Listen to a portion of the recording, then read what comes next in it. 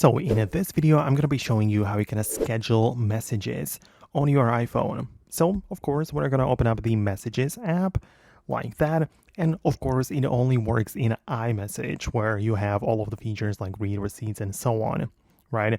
So of course, we're going to type in a regular message, but then we're going to click the plus button next to it and we can find the button which says send later. So you can click on it like this and it will essentially give you the selector for the date and time. So you can see at the top, it is like selected for a specific date like this, but below you can control it. Like you can go a few days into the future or select the exact time. So let me just choose it at like 17 o'clock, which is 5 p.m. of course. And I confirm it like this and the message is scheduled. As you can see, it has been sent and delivered, but that's only because I'm texting myself in here. Normally it wouldn't happen if you would text the normal like other people, but just that's how it works.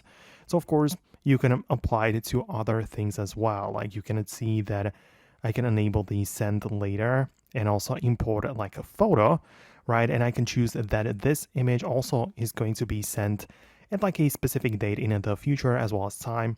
You confirm it, and then now we just wait for that time to occur or arrive so that the message gets sent.